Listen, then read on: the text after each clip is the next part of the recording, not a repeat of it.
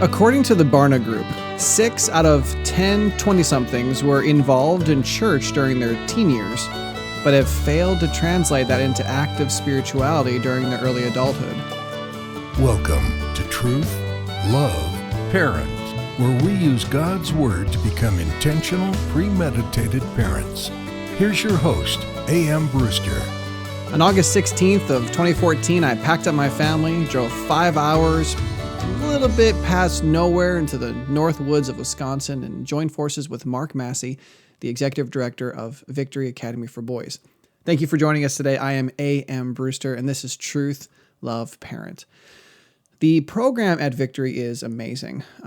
There's no more effective disciple-making paradigm than the family.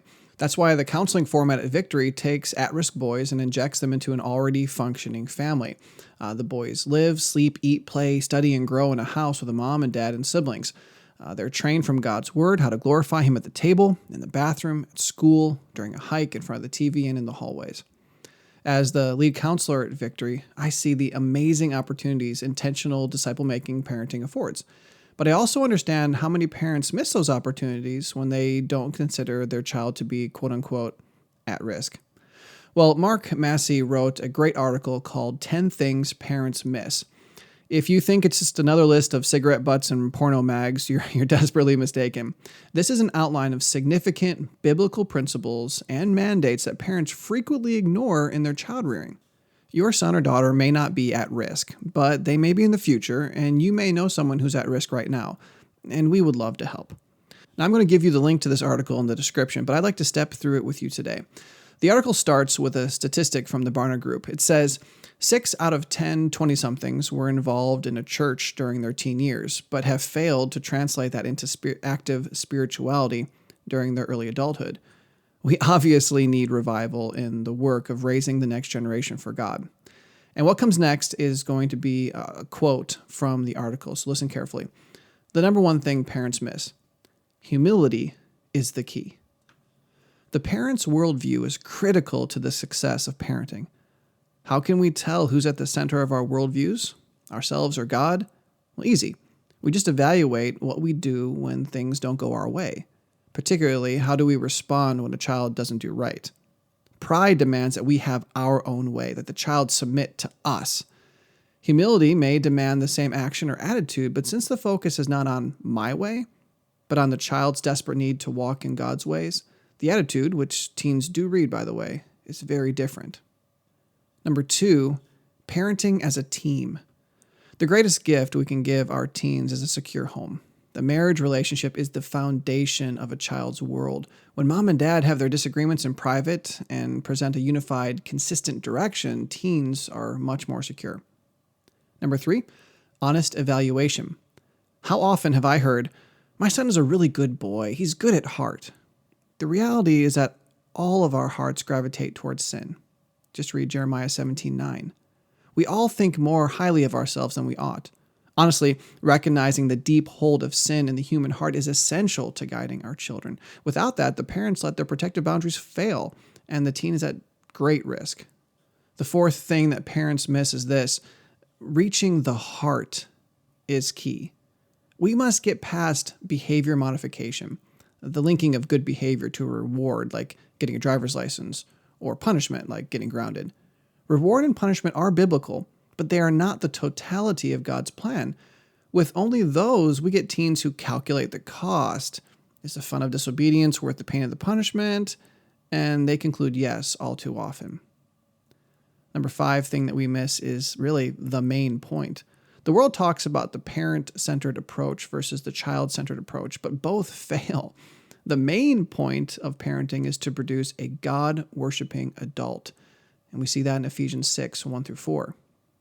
I'm going to take a break here from the article just to remind you that at evermindministries.com you can find a copy of a PDF which will list out these 10 things. I know we're going through them quickly, and that's okay. You can print out this copy and have the notes available to you anytime you want to go back and review them. I will also put the link there for you in the description. Now back to the article. The 6th thing that parents often miss is this: the blindness of immaturity.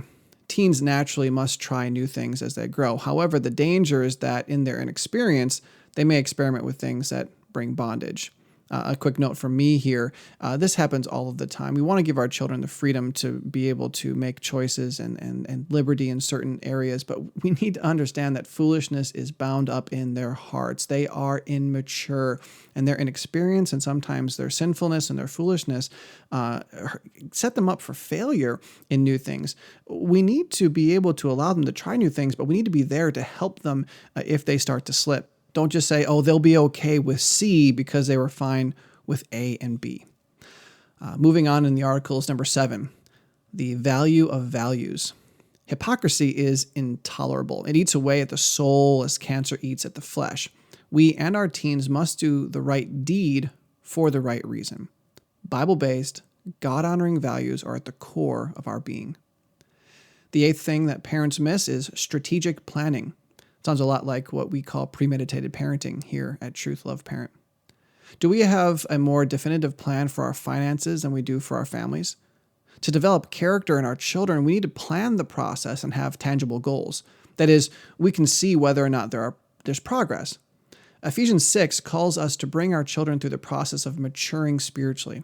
We need to write down each child's unique set of needs, spiritual, emotional, relational, physical, mental, the methods of meeting the needs, and what observable action or condition would indicate success.